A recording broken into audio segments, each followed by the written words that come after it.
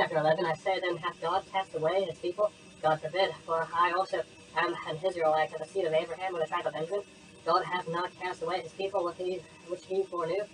What he not what the scripture saith of Elijah, how he maketh intercession unto God against Israel, saying, Lord, they have killed the prophets, and dig down mine altars, and I am left alone, and they seek my life. Who would say the answer of God unto him, I have reserved to myself 7,000 men who have not bowed the knee to the image of Baal? Even so, then at the present time also there is a remnant according to the election of grace, and if I were grace, then it is no more works, otherwise grace is no more grace. But if it be of the works, then there is no more grace, otherwise work is no more work. What then Israel hath not obtained that which he seeth, for the election hath attained him, and the rest were blind. According as it is written, God hath given them the spirit of the slumber, eyes that they should not see, and ears they should not hear unto this day. And they would say, let their table be made a snare and a trap and a stumbling block and a recompense unto them. Let their eyes be darkened, that they may not know, and see, and bow down their backs away. I say then, have they stumbled, that they should fall? For God forbid, but rather through their fall, salvation is coming to the Gentiles for to provoke them into jealousy. Now if the fall of them be the riches of the world, and the diminishing of them is the riches of the Gentiles, how much more their fullness? For I speak unto you Gentiles, inasmuch as I am the apostle of the Gentiles, I magnify my own offences. But if I by any means I am made provoked to humiliation, which them which are of my flesh, and might say of them, so the casting away of them be the reconciling of the world, and they shall receive of them that life from the dead. For if the first fruit be holy, the lump is also holy, and if the root be holy, so are the branches.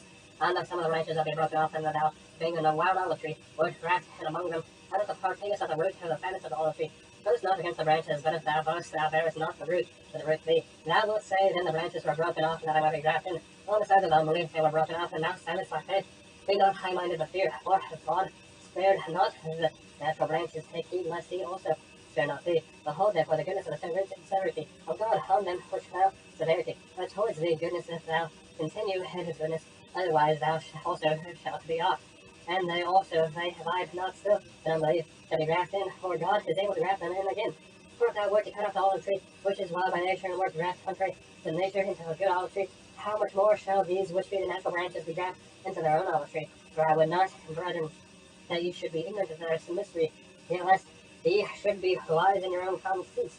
That blindness is part of it has happened to Israel until the fullness of the Gentiles be come in, and so all Israel shall be saved, as it is written, there shall come out of the Zion the deliverer, and shall turn away ungodliness from Jacob before it is in the covenant unto them, when I shall take away their sins, as concerning your gospel they are our enemies for your sakes, and as touching the election, now beloved for the Father's sake, for the gifts and calling of God are without repentance.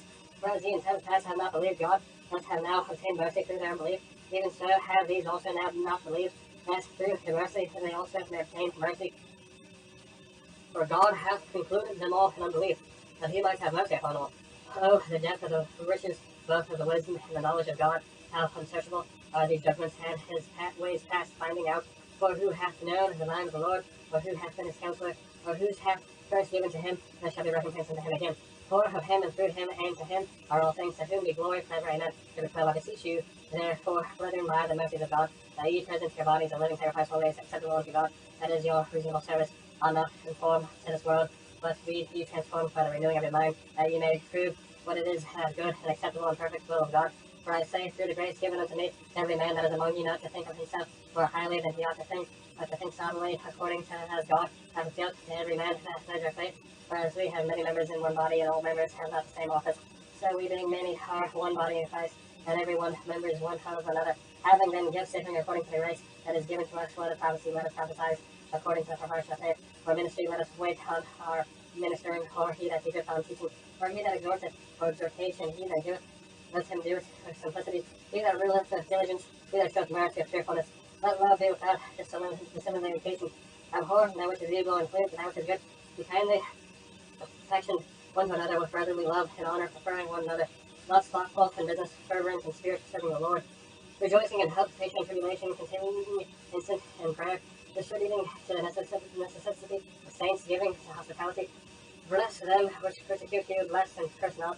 Rejoice with them that do rejoice, and weep with them that weep. Be of the same mind one toward another, mind not high things, like condescend to men of the low estate. Be not wise to your own conceits. Recompense to no man evil for evil, provide things honest in the sight of all men. If it is be possible, as much as lieth in you, but peacefully with all men. Dearly beloved, avenge not yourselves, but rather give peace, give place unto wrath, for it is written vengeance is mine. I will repay, saith the Lord. Therefore, if thine enemy hunger, feed him, and if he thirst, give him drink. For in so doing, thou shalt heap coals of fire on his head. Do not overcome of evil, but overcome evil with good. Chapter 13. Let every soul be subject unto the higher powers, for there is no power but of God. The powers that are be ordained of God. Whosoever therefore resisteth of power resisteth the ordinance of God, and they resist shall receive to themselves damnation. For rulers are not the terror to good works, but to the evil. Wilt thou then be not of the power? Do that which is good, and thou shalt have praise of the same. For he is the minister of God to thee for good, but if thou do that which is evil, be afraid, for he beareth not the sword in vain. For he is the minister of God, a revenger to execute wrath upon him that doeth evil. Therefore ye must needs be subject not only for wrath, but also the conscience sake. For this cause pay ye tribute also, for they are God's ministers, attending continually upon this very thing.